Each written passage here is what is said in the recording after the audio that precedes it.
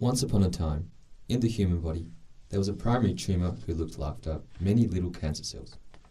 The family lived happily in the colon, until one day the mother tumour decided that it was time to send 3 of them away to distant organs where they could settle and start a tumour family of their own.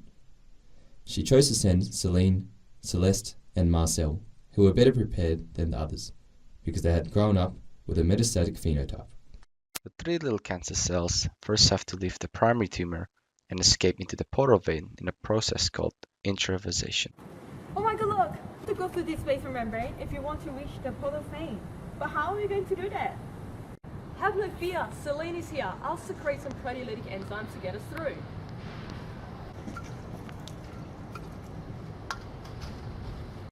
Oh yeah, we did it!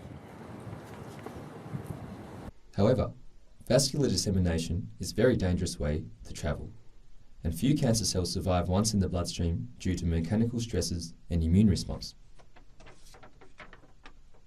Celine and Celeste had heard of these dangers and surrounded themselves with protective platelets and fibrin to make the passage easier. They did this by releasing procoagulant, platelet activating factors, and through the expression of adhesion molecules. Marcel, who had a reputation of being reckless, decided to travel alone.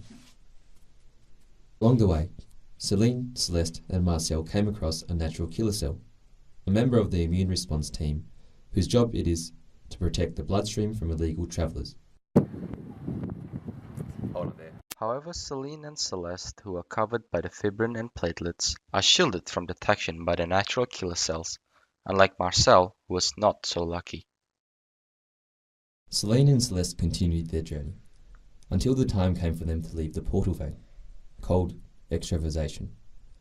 Celine knew that the best place to start a new life would be in the liver, so when she got there, she attached to the endothelium and moved through the basement membrane and into the organ.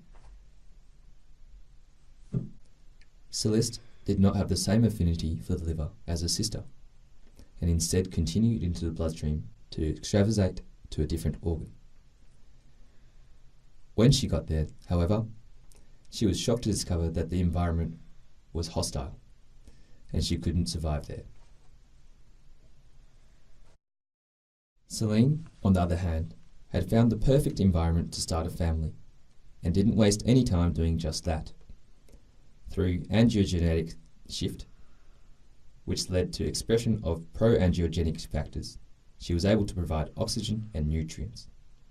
And removing waste products from a rapidly expanding tumour family, the cancer cells thrived in their new home and in the liver, and they lived happily ever after.